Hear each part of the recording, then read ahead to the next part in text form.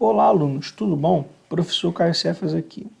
Então, vamos dar início à nossa aula 3 de Mecânica dos Solos.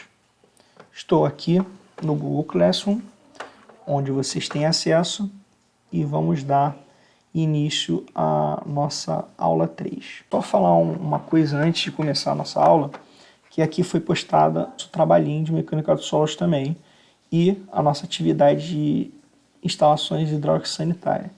Depois eu vou conversar mais com vocês sobre essas duas atividades e vou fazer também vídeo só comentando o que eu quero nessas duas atividades, explicando cada atividade. Por enquanto, essas atividades estão mais para o término das nossas aulas. Vocês precisam ter o acesso às nossas 6 aulas. Inicialmente vão ser 6 aulas aqui que vamos ver online. E depois dessas 6 aulas, nós vamos ter o acesso a esses trabalhos. Nós vamos ter conhecimento suficiente para realizar esses 2 trabalhinhos aqui, um de hidráulico sanitário e outro de mecânica dos solos. Agora vamos dar início à nossa aula de mecânica dos solos, aula 3. Vamos começar aqui pelos minerais. Os minerais são elementos constituintes das rochas, logo, o conhecimento dos minerais implica conhecimento das rochas. Mineral não significa somente matéria cristalina, sólida, pois água e mercúrio em temperatura ambiente são minerais. Então aqui, gente, vamos explicar mais dessa composição que é feita dentro das nossas rochas, né? A rocha é um mineral e esse mineral, a rocha em si, ela tem características. Essas características minerais que definem o tipo de rocha que ela é, as características que tem essa rocha. Propriedades. Elas têm as propriedades físicas, morfológicas e químicas.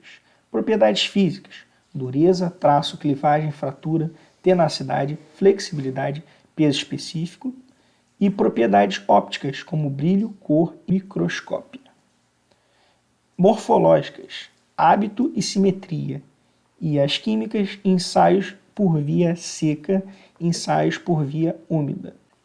Esses aqui são os exemplos das propriedades que são feitas.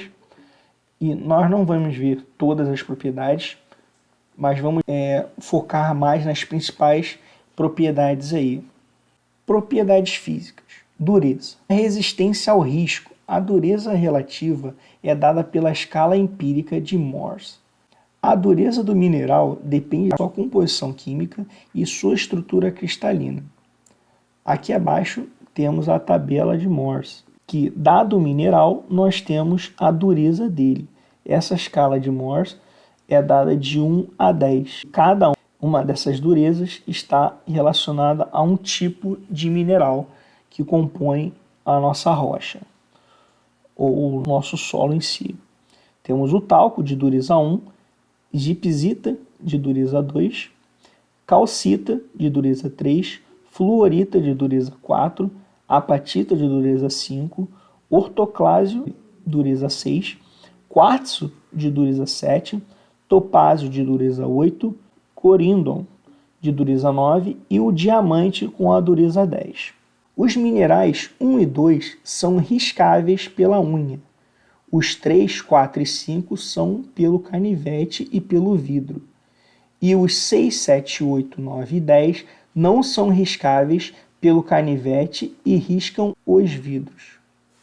Em aulas práticas, pode-se usar seguintes durezas: unha como 2,5, moeda como 3, canivete como 5, vidro como 5,5, lima 6,5 e porcelana de 6,5 a 7. Basicamente, essa tabela de Morse é a dureza do material. Essa parte aqui do riscar é para mostrar o quão duro é o material. Essa dureza é definida pelo risco, ou seja, os materiais que riscam os outros. O quão duro ele é a possibilidade de um mineral se sobrepor a outro mineral. Os minerais de maior dureza riscam os de menor. Não existe grau de dureza na escala de Morse. Por exemplo, o topázio não é 8 vezes mais duro que o talco, nem a dureza da fluorita é o dobro da gipsita. Aqui vamos dar uma olhadinha na nossa escala. O talco é o primeiro e o topázio é o oitavo. Esse número não quer dizer que ele é 8 vezes maior do que o talco. Ele simplesmente diz que o topázio risca os seus antecessores. E não quer dizer quais os minerais que ele risca. Fluorita e gipsita. Não é o dobro, embora que o dobro de 2 seja 4, não quer dizer que ele seja o dobro da gipsita. Só quer dizer que a fluorita risca a calcita, a gipsita e o talco. E assim por diante. Traço. É a propriedade de um material de deixar um risco de pó quando friccionado contra uma superfície não polida de porcelana branca.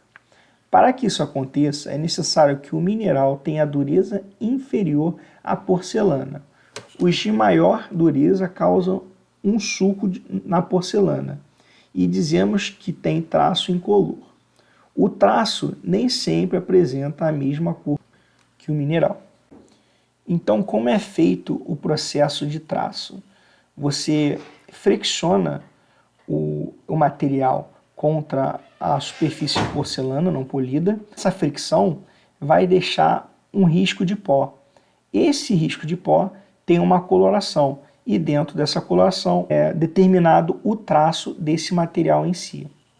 Clivagem é a propriedade dos minerais se partirem em determinados planos ou já apresentar esses planos, de acordo com suas direções de fraqueza. É dividido em 4. Proeminente, quando o mineral apresenta um plano muito evidente e quase perfeito. Perfeita, quando o plano apresenta certo caráter e aspereza. Distinta, apresenta um pequeno grau de escalonamento nos planos de clivagem. E indistinta, não há superfícies lisas. Essa clivagem, basicamente, é o quão granulado esse material vai se apresentar, quando rompido ou não. Fraturas. Os minerais não se partem em planos, mas segundo uma superfície irregular.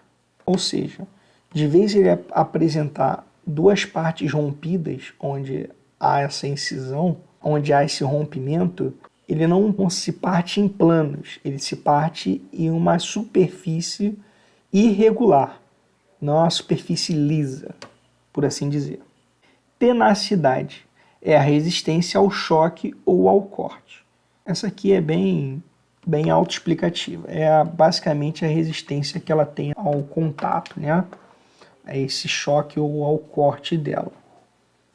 Flexibilidade são deformações. Elástica, quando é retirado o esforço, volta ao estado natural.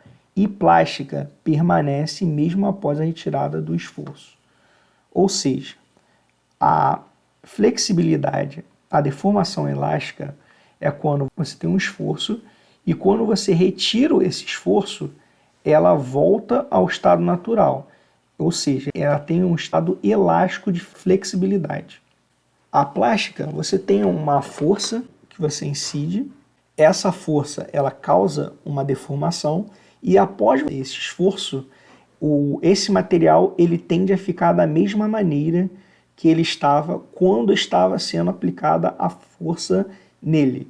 Ou seja, o elástico você aplica essa força, ele deforma, mas depois ele volta para esse estado natural, o estado inicial dele, e a plástica você aplica essa força, ele deforma, e logo depois você tirar essa força, ele continua deformado.